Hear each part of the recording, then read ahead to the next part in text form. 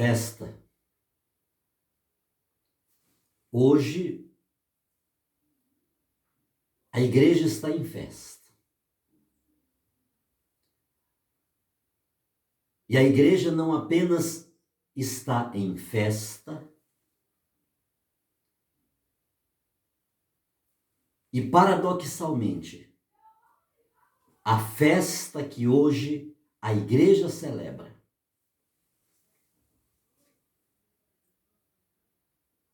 é na cor vermelha.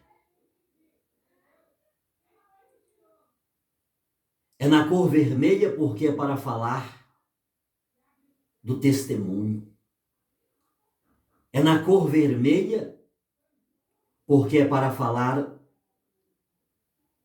do martírio, da fidelidade, que as duas colunas da igreja, Pedro e Paulo, São Pedro e São Paulo, um nas Três Fontanas, o outro na colina do Vaticano, testemunharam o seu amor, a sua fidelidade a Jesus Cristo. Meu amado, meu querido irmão, minha querida irmã, é domingo. Domingo, dia da ressurreição, domingo, dia da vitória de Jesus Cristo sobre aquilo que há de mais terrível, sobre aquilo que dentro da nossa capacidade não há como solucionar. Mas é dessa forma que a igreja celebra. No meio das luzes e no meio das sombras. A igreja continua dando um testemunho, dizendo que, neste dia, ao celebrar esta festa, esta solenidade de São Pedro e São Paulo, ela não morreu. A igreja não está celebrando a morte. A igreja não está celebrando a derrota. A igreja não está celebrando o triunfo. A igreja está celebrando a vida. São Paulo disse: o viver é Cristo e o morrer é lucro. Combati o bom combate. Completei a corrida. Guardei a fé. Combati o bom combate. Completei a corrida, guardei a fé. E é interessante como ele começa esta nossa segunda leitura.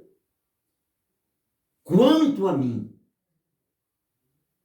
eu já estou para ser derramado em sacrifício. Antes que ele diga, combati o bom combate, ele primeiro diz, já estou pronto. O sacerdote é aquele que já está pronto.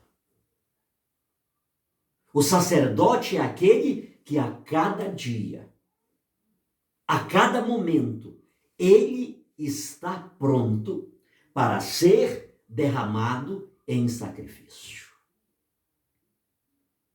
Todos os dias, todas as horas, o sacerdote que recebeu o sacerdócio segundo a ordem de Melquisedeque, ele é o homem que está pronto para derramar o seu sangue por Jesus Cristo, que derramou o seu sangue por nós. E isto não é algo que acontecerá. Isto não é algo, este estar pronto para ser derramado em sacrifício, não é algo que acontecerá com aquele sacerdote que será ordenado, com aquele bispo, quando da sua sagração é algo que aconteceu. É algo que aconteceu com Cristo, que chamou os apóstolos, que constituiu o colégio apostólico. É algo que aconteceu com aqueles que Jesus escolheu, que Jesus deixou na primazia do colégio apostólico. Repito, não é algo que acontecerá com aquele padre que será, aquele seminarista, aquele diácono que será ordenado hoje, amanhã, depois, aquele que será sagrado bispo. Não. É algo que já aconteceu, está lá no passado. Eles testemunharam Jesus. Jesus disse: não tem outro jeito, é assim, é deste jeito, é desta maneira. E o discípulo é aquele que segue as pisadas do seu Senhor, do seu Mestre. E não foi diferente com os apóstolos. Não é diferente com a sucessão apostólica. Não é diferente com o bispo de hoje, com o sacerdote de hoje, com o diácono de hoje, com a religiosa de hoje, com o cristão de hoje. O cristão precisa ter esta convicção, que ele precisa estar pronto todos os dias para ser derramado em sacrifício.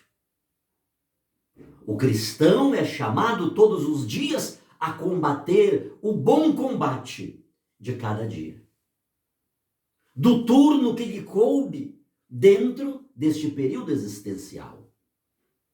Cada um de nós somos chamados a derramar o sangue por Jesus Cristo na pessoa dos nossos irmãos, daqueles que carecem, daqueles que necessitam. Às vezes, e geralmente, sobretudo aqui no nosso Brasil, nós não estamos diante desta fronteira que temos que derramar o sangue literalmente. Mas não é apenas neste aspecto, queridos. Quando nos consumimos cuidando de alguém, querendo dar de comer alguém que está necessitado, acompanhando alguém no hospital, um idoso, uma idosa, um indigente, alguém que está pela rua, que não tem voz, que não tem vez, que está marginalizado, que saiu de casa, que tornou-se um mendigo, um andarilho.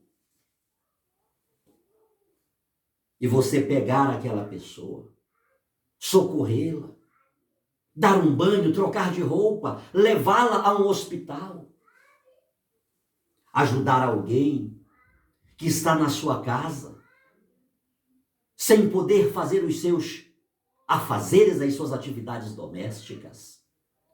E você se consumir, você estabelecer um compromisso.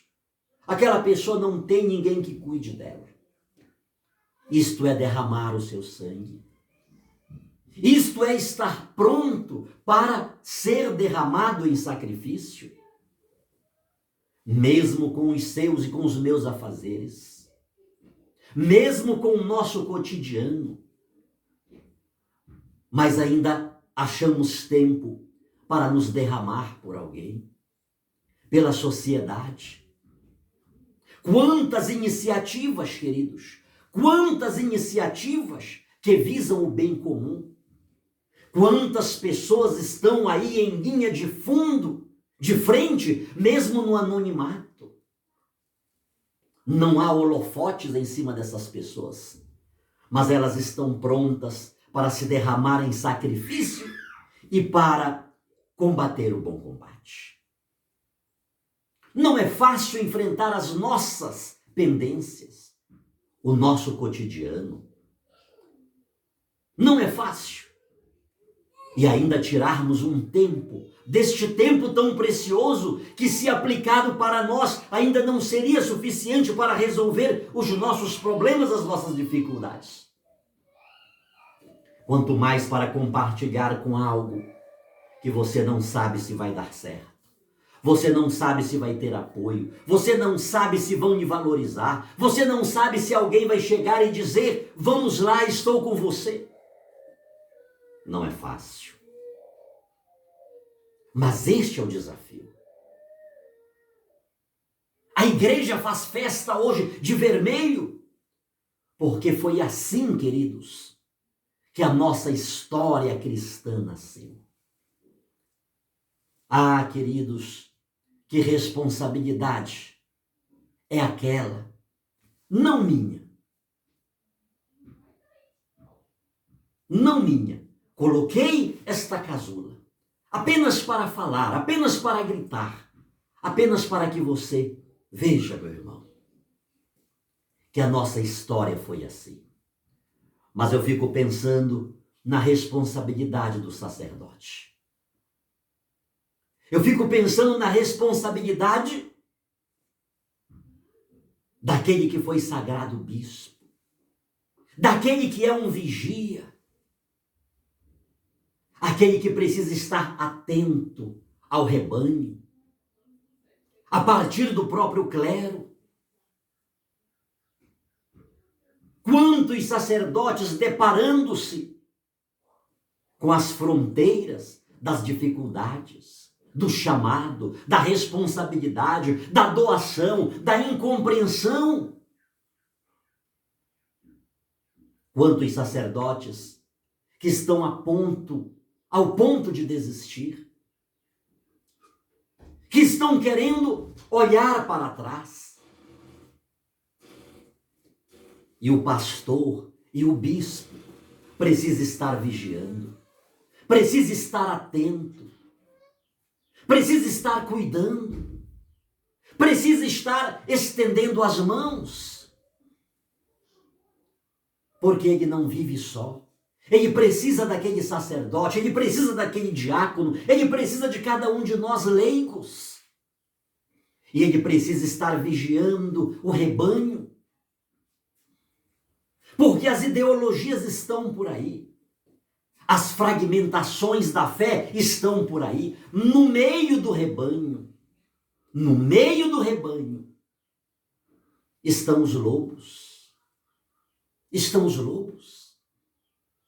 Quanta responsabilidade é para aquele homem que coloca esta cor vermelha sobre si.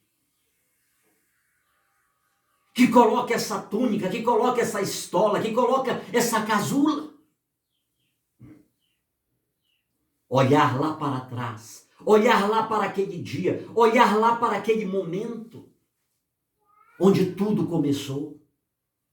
Olhar para aquele testemunho e reconhecer que não é um testemunho, repito-me, assim como não é algo que acontecerá, é algo que aconteceu.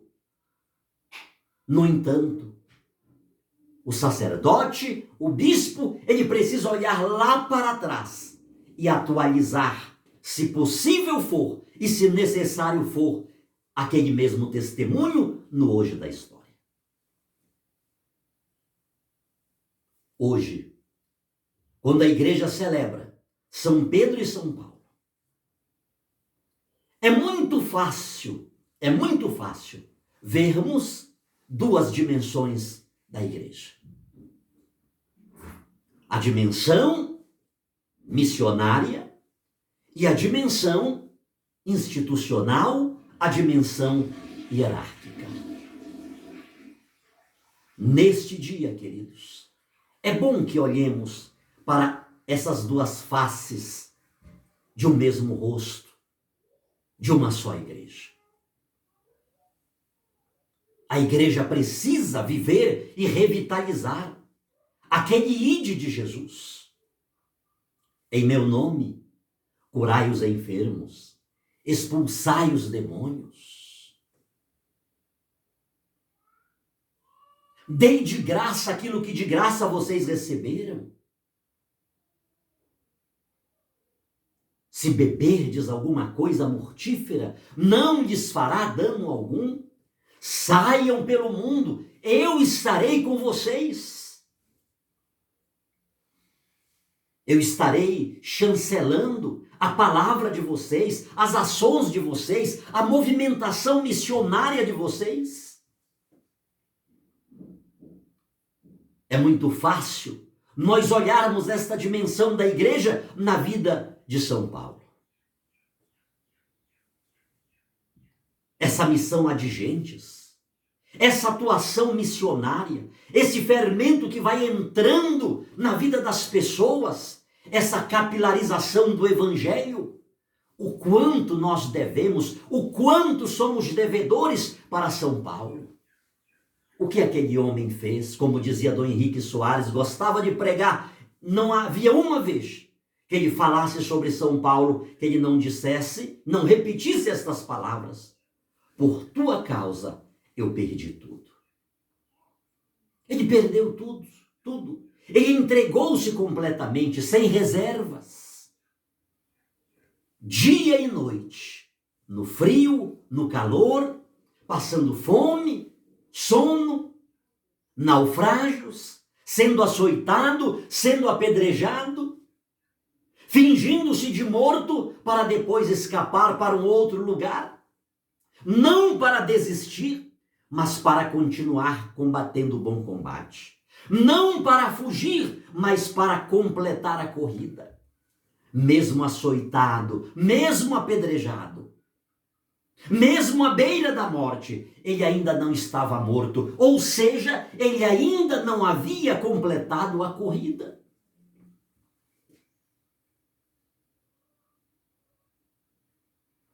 Ele tinha consciência, embora os seus algozes pensassem que ele estivesse morto, mas ele sabia, todo machucado, todo ferido, todo sangrando, que ele não estava morto. Ele teve forças para levantar-se e ir para um outro lugar. Ou seja, ele estava pronto para ser derramado em sacrifício. Ele estava pronto para combater o bom combate. Ele estava pronto para completar a corrida. E essa corrida só foi completada quando ele colocou a sua cabeça naquela coluna lá em Três Fontanas para que o carrasco o decapitasse. Ali terminou. Mas ali cumpriu-se aquilo que ele mesmo havia dito: o morrer é lucro. Agora estou recebendo o prêmio da minha peregrinação, da minha entrega. Então, queridos irmãos, o quanto somos devedores de São Paulo. Os Atos dos Apóstolos, por exemplo, a metade retrata a sua vida, o seu ministério, as comunidades que foi fundando. Quanta manifestação de Deus, quanto carisma, quanto carisma. Hoje, neste dia, não podemos deixar de pensar naquele apóstolo das revelações, da ciência, das línguas estranhas. Mas não existe carismas, não existe dons, se não tiver sangue, se não tiver sacrifício. Não existe. O homem das grandes missões, das grandes viagens missionárias, ele derramou seu sangue por Jesus. O homem que dizia: eu falo línguas mais que todos, ele derramou sangue por nós. O homem que tinha o dom da ciência, do conhecimento, da sabedoria, ele derramou sangue por nós. O homem que ressuscitava mortos, ele derramou sangue por nós. Isto é sério, meus irmãos e minhas irmãs. Isto é muito sério. Que contradição vivemos em relação ao Espírito Santo. Que contradição.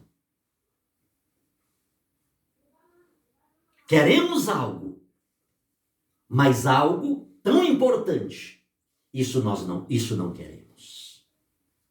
Queremos as benesses. Queremos usar os dons e os carismas do Espírito Santo para que isso nos traga benefícios.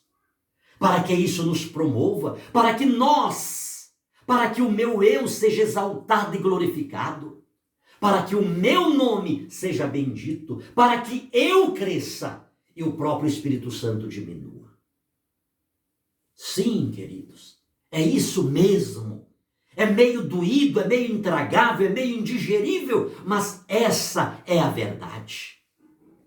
Eu preciso saber o que esse Espírito Santo, com os seus dons e carismas, vai fornecer para mim. Não tem benefício para mim? Estou fora. Lá eu não vou. Onde é que vai ter muita gente? Onde é que vai ter muita gente? A imprensa estará presente? Os holofotes todos estarão na minha direção? Lá eu vou. Lá eu vou. Eu não estou interessado por aquela ovelha perdida, machucada, dilacerada, que já está prestes a derramar a sua última gota de sangue. Não, isso não me importa. Ou seja, eu estou dizendo para vocês com todas as letras que sou um hipócrita, que sou um cínico, que sou um manipulador, um instrumentalizador do Espírito Santo, dos seus dons e seus carismas. Não há sacrifício no meu chamado. O que tem que ver, o que tem que ter e haver são recompensas, são glórias e louvores ao meu santo e bendito nome. São Paulo traz para nós hoje, neste dia, que precisamos ser impulsionados pelo Espírito Santo. Precisamos levar o Espírito Santo a todas as nações. Na força do Espírito Santo, devemos manifestá-lo aos quatro cantos. Mas não há Espírito Santo sem o derramamento do sangue. São Pedro, ele vem falar para nós, não que ele não tenha vivido a mesma dimensão missionária que São Paulo, a mesma dimensão carismática, e também não que São Paulo não tenha vivido a dimensão eclesiástica, institucional que São Pedro viveu. É apenas uma pequena distinção que estamos fazendo. Porque ambos viveram, talvez se não na mesma intensidade, embora um tenha vivido mais uma dimensão que outro, mas não foram dimensões antagônicas. Eram dois lados de uma mesma moeda. Então apenas a base de distinção é um outro lado, que este lado, infelizmente, queridos, é necessário que reconsideremos. É necessário que reconsideremos, queridos irmãos e queridas irmãs,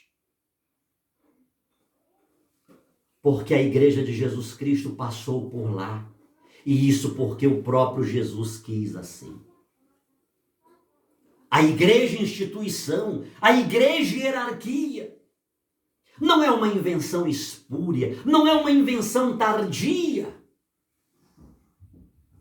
Ela foi querida pelo próprio Senhor Jesus Cristo.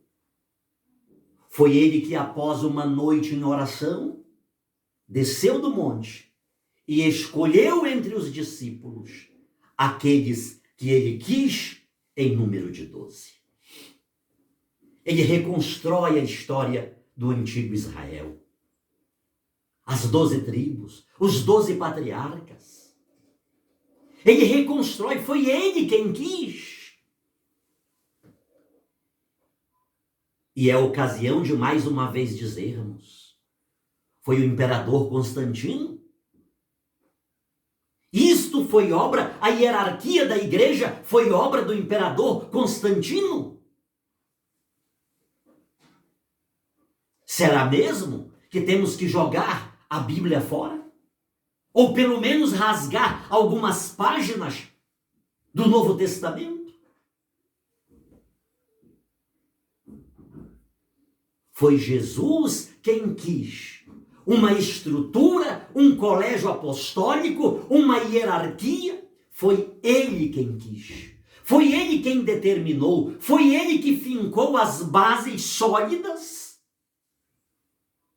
do fundamento dos apóstolos. Não foi algo que aconteceu ao longo da história. E quem isso quer dizer? Por favor, meu irmão, pare de dizer que você anuncia o Evangelho de Jesus Cristo a partir da Bíblia.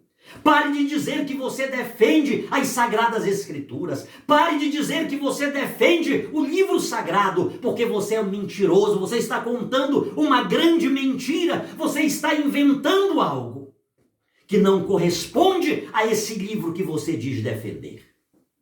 Foi Jesus. Foi ele quem escolheu a hierarquia da igreja. É óbvio que a igreja, como coluna e sustentáculo da verdade, ela pode desenvolver, iluminada pelo Espírito Santo, ela vai se organizando, ela vai se constituindo, sem perder o seu eixo principal. E é aqui que precisamos ver que este homem, que Jesus escolheu para que fosse o primaz dos apóstolos, que estivesse liderando os apóstolos, está nos evangelhos, queridos. Missionário, para eu crer nisto, eu preciso ver que a Bíblia precisa me dizer. Pois leia. Você não é um leitor de Bíblia? Pois leia, examine. Se Jesus deu ou não deu a Pedro um específico sobre os demais apóstolos. Feliz és tu, Simão, filho de Jonas, porque não foi um ser humano que te revelou isso, mas o meu Pai que está nos céus. Por isso eu te digo, tu és Pedro. Por isso eu te digo, tu és pedra. Pedro nunca foi nome de ninguém. O nome dele era Simão, e Jesus sabia que o nome dele era Simão. Eu te digo que tu és pedra. E sobre esta pedra construirei a minha igreja. Construirei, a igreja é de Jesus. E ele está construindo sobre esta rocha da fé de Pedro. Que dizem os homens que eu sou? Tu és o Cristo, o Filho do Deus vivo. É sobre a rocha desta profissão de fé que Jesus constrói a sua igreja. Construirei a minha. E aqui tem coisa muito importante.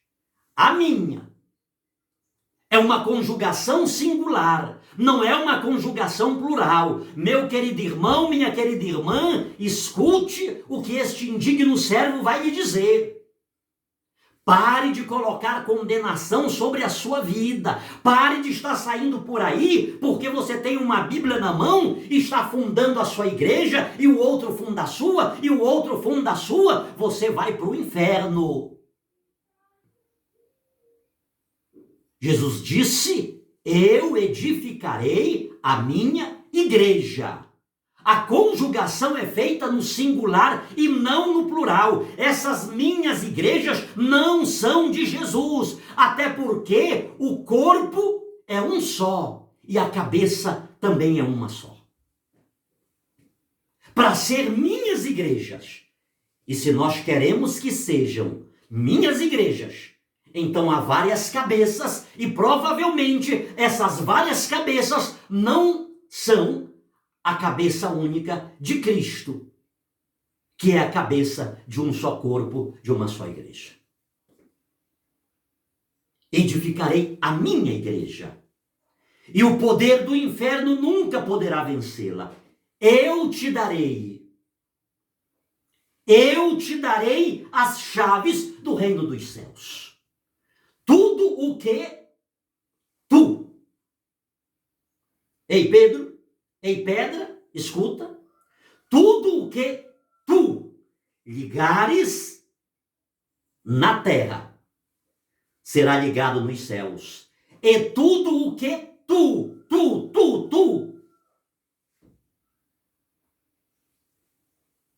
desligares na terra será desligado nos céus. Quer mais clareza que isto? Leia os Atos dos Apóstolos.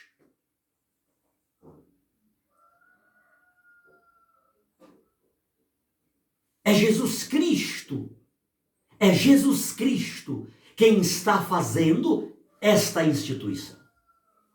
E esta instituição hierárquica, ela não terminou, ela não ficou restrita ao passado. Ela continua, ela é viva, ela é atual. E aquele homem que Jesus escolheu para presidir o colégio apostólico, lá na colina do Vaticano, sob a perseguição de Nero, ele disse: olha aqui, virem a cruz de cabeça para baixo, porque não sou digno de ser crucificado como foi o meu Senhor. Hierarquia.